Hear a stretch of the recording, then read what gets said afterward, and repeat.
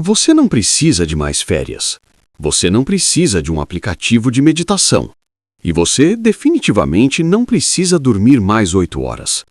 A exaustão que você sente nos ossos quando acorda, aquele peso cinza que te acompanha mesmo no domingo à tarde, não é físico, é ontológico. Você não está cansado porque trabalhou demais. Você está cansado porque declarou guerra contra si mesmo e está perdendo. Nós fomos enganados. Disseram-nos que a liberdade era poder fazer tudo. Mas o filósofo sul-coreano Byung-Chul Han olhou para o nosso feed do Instagram, para a nossa obsessão por produtividade e deu um diagnóstico brutal. Nós não somos livres. Nós nos tornamos os carrascos voluntários de nossa própria alma. Se você sente que está correndo em uma esteira que nunca desliga, continue assistindo. O que vou te explicar nos próximos minutos vai doer, mas é o único jeito de fazer o barulho parar. Para entender por que o simples ato de checar o celular drena a sua vitalidade, precisamos entender como a arquitetura da opressão mudou. Antigamente, o mundo era simples. Pense no século XX ou nos livros de história que você foi obrigado a ler. Existia o dever. Havia uma autoridade externa, o patrão que gritava, o padre que condenava, o Estado que vigiava. Era o que Michel Foucault chamava de sociedade disciplinar. O mundo era feito de muros, prisões, fábricas e hospícios. O inimigo estava lá fora, você sabia quem odiar. Mas olha ao seu redor agora. Onde estão os muros? O escritório virou home office. A fábrica virou um coworking com mesa de ping-pong e suco verde. O chefe agora diz que é seu líder e quer te inspirar. Parece ótimo, não é? Errado. Byung-Chul Han argumenta que essa liberdade é uma armadilha muito mais letal. Nós saímos da sociedade da disciplina e entramos na sociedade do desempenho. Nesta nova era, o verbo mudou. Não é mais você deve. Agora é você pode. Yes, you can. Just do it. Você pode ser milionário. Você pode ter o corpo perfeito. Você pode ser feliz o tempo todo. E é aqui que a violência acontece.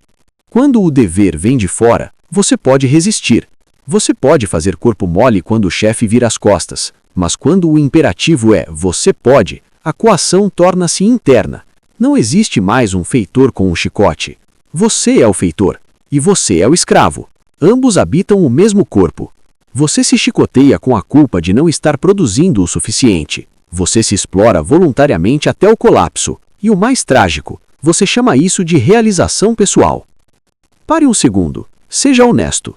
Qual foi a última vez que você fez algo absolutamente inútil sem sentir uma pontada de culpa? Sem pensar que poderia estar aproveitando aquele tempo para ouvir um podcast educativo ou responder um e-mail?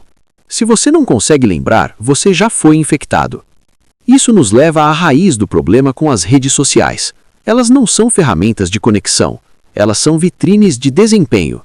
Han introduz um conceito fascinante chamado a violência da positividade. Estamos acostumados a pensar que violência é algo negativo, algo que nega, que destrói. Um soco, um corte, uma proibição. Mas existe uma violência que opera pelo excesso de positividade. É o excesso de comunicação, o excesso de informação, o excesso de likes. O mundo digital removeu a negatividade. O botão de dislike desapareceu ou é irrelevante. Tudo é curtível. Tudo é compartilhável. Tudo é top. Essa ausência de negatividade, de atrito, cria um inferno do igual. Quando você rola seu feed, você não está vendo o mundo. O algoritmo garante que você veja apenas espelhos de si mesmo, versões polidas do que você deseja ser. Não há o outro, aquele que discorda, que incomoda, que é estranho. Há apenas o mesmo. E por que isso cansa? Porque processar o mesmo não gera experiência, gera apenas acumulação. Você consome imagens como quem come fast food, mas nada nutre. É uma obesidade de informações. Sua mente fica inchada, inflamada, mas vazia de sentido real. A depressão moderna, segundo Han, não é uma tristeza profunda como os românticos sentiam. É um cansaço de ser você mesmo. É a incapacidade de continuar performando esse personagem otimista que o LinkedIn e o Instagram exigem. O deprimido é o animal que perdeu a capacidade de ignorar a futilidade desse circo. Pense no Coringa, ou em qualquer anti-herói moderno que adoramos. Eles explodem, eles quebram tudo. Nós sentimos uma inveja secreta dessa destruição, não sentimos? Porque nós estamos implodindo. O burnout é uma implosão. É o que acontece quando a bateria pifa não por falta de carga, mas por excesso de voltagem. A sociedade nos diz para sermos resilientes, mas resiliência é apenas um termo corporativo elegante para aguentar sofrimento calado para continuar produzindo. Han detesta a resiliência. Ele sugere que a cura não é ser mais forte, é ter a coragem de ser fraco. Existe um último prego nesse caixão dourado, a transparência. As redes sociais nos venderam a ideia de que quem não deve, não teme, e de que tudo deve ser mostrado. Nossa comida, nossos treinos, nossos relacionamentos, nossos pensamentos políticos. Tudo deve ser exposto à luz da informação. Han chama isso de sociedade da transparência, e ele avisa, a transparência destrói o erotismo e a verdade. Parece paradoxal, mas a verdade precisa de véus, o amor precisa de mistério. Quando tudo é exposto, tudo se torna mercadoria. O seu momento de lazer, se não for postado, parece que não existiu. Isso transforma sua vida em um produto, e produtos não descansam. Produtos ficam na prateleira esperando o consumo. Você se coisificou. Você é o vendedor, o produto e o consumidor da sua própria vida. É humanamente impossível manter esse ciclo sem quebrar. O cansaço que você sente é a sua humanidade gritando socorro. É a sua alma pedindo um momento de não fazer. Mas não o não fazer para recarregar as energias e trabalhar mais amanhã. O não fazer puro, o tédio profundo. Han elogia o tédio. Ele diz que é no tédio profundo que a criatividade real nasce, não na agitação multitarefa. Se você nunca está entediado, você nunca está criando. Você só está reagindo a estímulos. Você é um rato de laboratório apertando botões esperando a dopamina. Então, qual é a saída? Quebrar o telefone? Morar numa caverna? Não. A filosofia de Byung-Chul Han não é ludista, ela é emancipatória. A revolução começa com uma palavra minúscula, mas poderosa: não. O poder real hoje não é a liberdade de dizer sim a tudo, é a soberania de dizer não.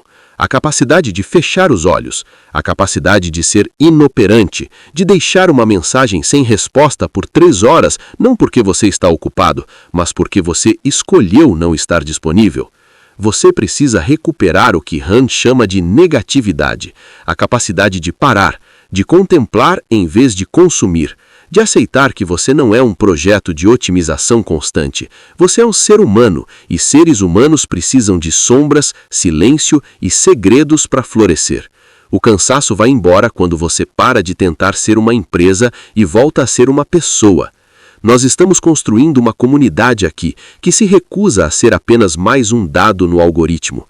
Se você quer entender como aplicar essa filosofia de resistência na prática e recuperar seu tempo mental, inscreva-se.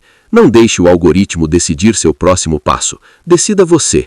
E no próximo vídeo, vamos dissecar exatamente como o tédio pode salvar sua vida criativa, se você tiver coragem de encará-lo.